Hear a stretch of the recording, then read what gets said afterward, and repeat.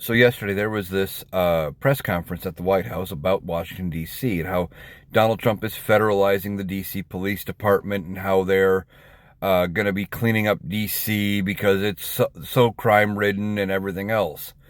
And he's sending in the FBI, a bunch of the other three-letter agencies, and the National Guard.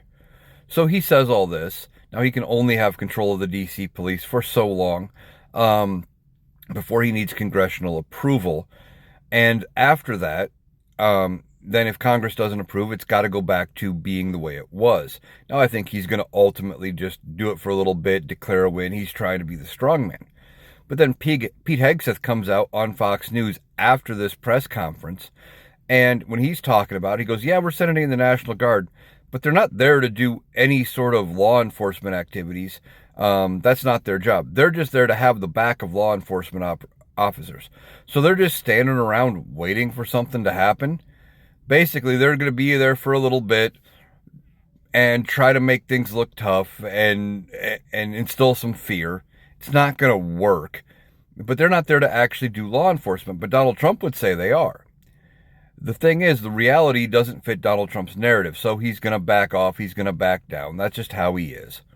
And then, we also have this court case in California playing out right now where Gavin Newsom sued the Trump administration for unauthorized call-up of the California Guard and sending them into L.A., basically to do the same thing that they're doing in Washington, D.C.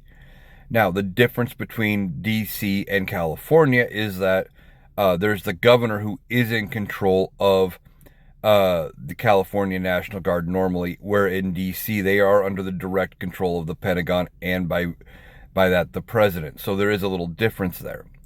But Hegseth coming out and saying that, well, they're not doing law enforcement activities.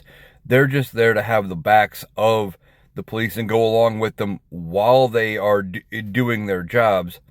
And if you shoot at police officers or at the soldiers, they would, take appropriate action. But who's really going to be doing that? It's not going to be a major thing. Like I said, it's all about instilling fear. It's all about instilling control and making Donald Trump look tough and like he's the strong guy and manufacturing a win, in part to get away from the Epstein files, and he's trying to get away from the fact that just yesterday he gave another 90-day pause to China on tariffs when he said a while back that there was a deal done. So which is it? Was the deal done or not? But he doesn't want people talking about that and talking about him chickening out with China. So now there's this distraction in D.C. for a little bit, hoping it consumes the news cycle.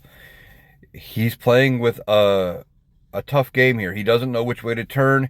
He doesn't know what else to do. And he's throwing anything and everything at the wall and hoping something sticks to get away from the Epstein files.